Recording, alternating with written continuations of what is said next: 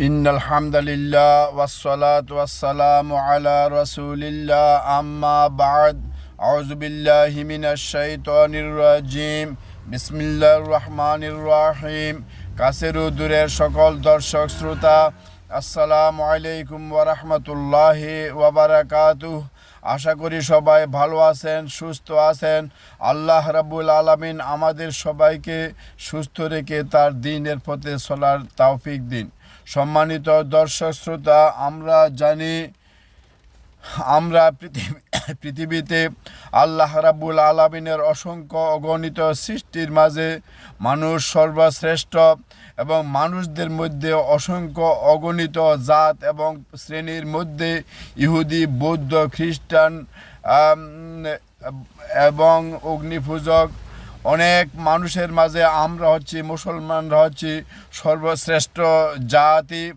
আমরা সবাই জানি ইসলাম ধর্মের একটি মৌলিক বিষয় রাসূলুল্লাহ সাল্লাল্লাহু আলাইহি ওয়াসাল্লাম এরশাদ করেছেন, যদি তোমাদের মাঝে কোনো অন্যায় কাজ হতে দেখো তাহলে তাকে হাত দিয়ে প্রতিহত করবে।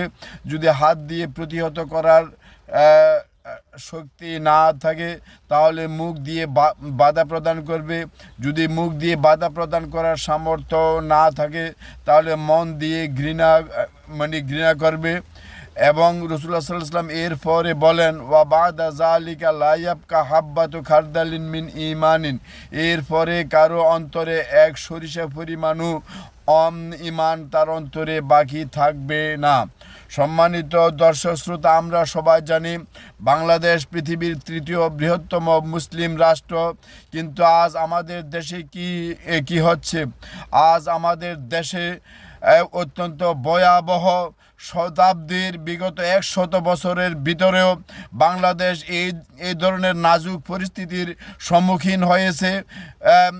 পাক ভারত উপমহাদেশে সেই উপনিবেশিক আমল থেকে আরম্ভ করে পাকিস্তান আমল থেকে আরম্ভ করে বাংলাদেশ আমল পর্যন্ত আজ পর্যন্ত বাংলাদেশ এরকম সমস্যার সম্মুখীন হয়নি কখনো।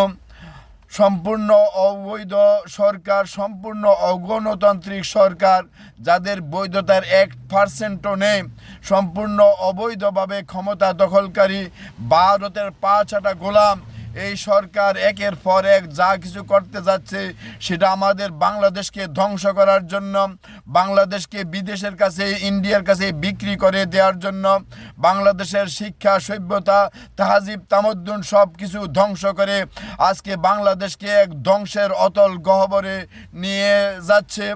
আমরা সবাই জানি যে মুক্তিযোদ্ধা যারা ছিলেন আমরা তাদেরকে সম্মান করি। মে আল্লাহ ব্লেস দেম, মে আল্লাহ ফরগিভ দেম। মুক্তিযোদ্ধাদের জন্য, মুক্তিযোদ্ধাদের ফ্যামিলির জন্য আলাদা মন্ত্রণালয় আছে। সরকার চাইলে কিয়ামত পর্যন্ত তাদেরকে ভাতা প্রদান করতে পারে, কিন্তু চাকরি তো হবে যোগ্যতার ভিত্তিতে। This is universal truth. এটা সর্বজন বিদিত, স্বীকৃত। পৃথিবীর কোথাও এই ধরনের বাজে আইন, এ ধরনের ফালতু আইন, পৃথিবীর কোথাও এই ধরনের বুলশেট আইন, পৃথিবীর কোথাও এই ধরনের আইনের অস্তিত্ব নেই। চাকরি হবে যোগ্যতার ভিত্তিতে, যিনি যোগ্য তিনি চাকরি পাবেন। এটাই তো ইউনিভার্সাল ট্রুথ, এটাই তো সর্বজন বিদিত স্বীকৃত মত। কিন্তু সেই সর্বজন বিদিত স্বীকৃত মত বিশ্ব সভ্যতার মধ্যে যে মতে এটা বিশ্ব সভ্যতার দরবারে একমাত্র গৃহীত মত যে চাকরি হবে যোগ্যতার ভিত্তিতে, যিনি যোগ্যতা সর্বাধিক উপযুক্ত বলে বিবেচিত হবেন তিনি চাকরি পাবেন। কিন্তু সরকার সে বিশ্ব জনমত, বিশ্ব আইন, মানবিক আইন সব কিছুকে জলাঞ্জলি দিয়ে, সব কিছুকে বৃদ্ধাঙ্গুলি দেখিয়ে একটা বাজে আইন, একটা ফালতু আইন, পৃথিবীর কোথাও এই ধরনের ফালতু আইনের অস্তিত্ব নেই যে চাকরি মুক্তিযোদ্ধা সন্তানরা, নাতিপুতিরা এত পার্সেন্ট তাদেরকে চাকরি দিতে হবে।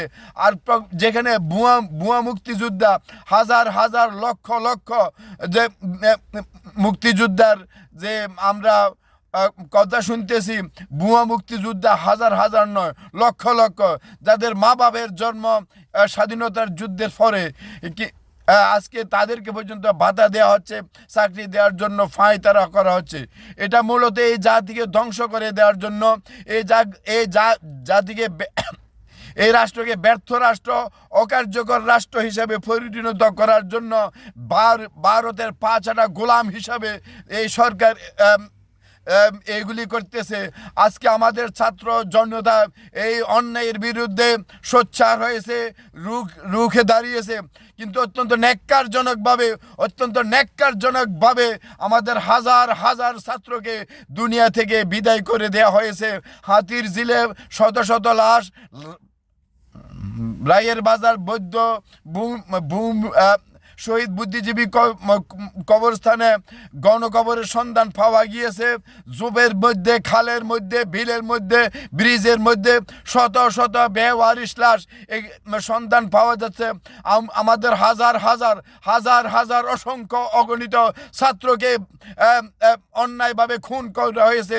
রাতের অন্ধকারে তাদেরকে গুলি করে তাদেরকে খুন করা হয়েছে, তাদেরকে হত্যা করা হয়েছে। সরকার কিন্তু এই সরকারের এই জুলুমের বিরুদ্ধে, অন্যায়ের বিরুদ্ধে ছাত্র সমাজ রুখে আজ ফুঁসে উঠেছে।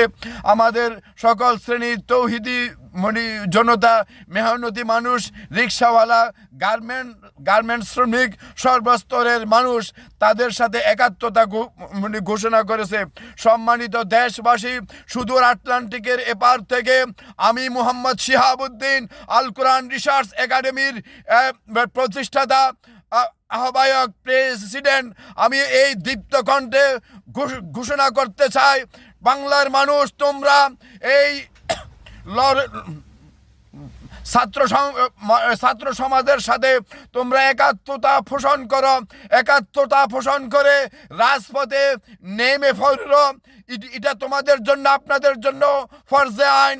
সকল শ্রেণীর মানুষের জন্য ছাত্রদের সাথে যুগপৎ আন্দোলনে একাত্মতা পোষণ করা, ঐক্যবদ্ধ আন্দোলনে ঝাঁপিয়ে পড়া সমস্ত মুসলমানের জন্য ফরজ, এমনকি হিন্দুদের জন্য ফরজ।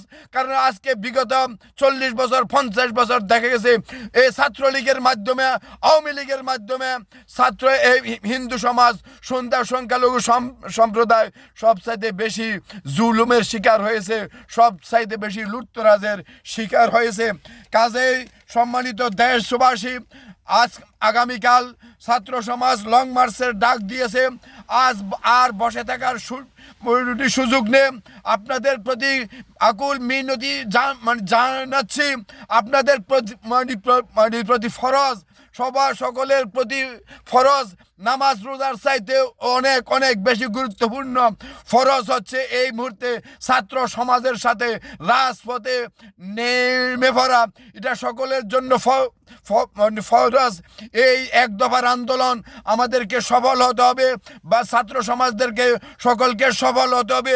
যদি সফল হতে না পারেন তাহলে যুগ যুগ ধরে কাঁদতে হবে, অনাদিকাল ধরে কাঁদতে হবে, অনন্তকাল ধরে কাঁদতে হবে। কাশ্মীরের অবস্থা বরণ করতে হবে, বার্মার অবস্থা বরণ করতে হবে, চায়নার অবস্থা বরণ করতে হবে, ফিলিস্তিনের অবস্থা বরণ করতে হবে। কাজে একজন আলেম হিসাবে আমি জেনে শুনে বলতে চাই, এ সমস্ত মুসলমানের জন্য, বাংলা ভাষাভাষী সমস্ত, শুধু মুসলমান নয়, বাংলা ভাষাভাষী সকল মানুষের জন্য এই আন্দোলনে, লং মার্চে, এক দফার আন্দোলনে ঝাঁপিয়ে পড়া সকল মুসলমানের জন্য ফরজ, সমস্ত মুসলমানের জন্য ফরজ। There is no doubt. আমি জেনে শুনে কথা বলতেছি। জাতি আমার বেরিয়ে পড়ো, বেরিয়ে পড়ো, রাজপথে এসে পড়ো, না হলে আমাদের কোনো উপায় নাই, না হলে যুগ যুগ ধরে কাঁদতে হবে। আমাদের স্বাধীনতার সার্বভৌমত্ব থাকবে না, ইসলাম থাকবে না, আমাদের অর্থনীতি শেষ, শিক্ষা ব্যবস্থা শেষ, শিক্ষা সভ্যতা, তাহজিব তামাদ্দুন সব শেষ, বিচার ব্যবস্থা শেষ। আমাদের দেশের শিক্ষিত ছেলেপেলেরা চাকরি পাচ্ছে না, অথচ ইন্ডিয়ার লক্ষ লক্ষ মানুষ আসি চাকরি করতেছে। ইন্ডিয়ান পুলিশ এসে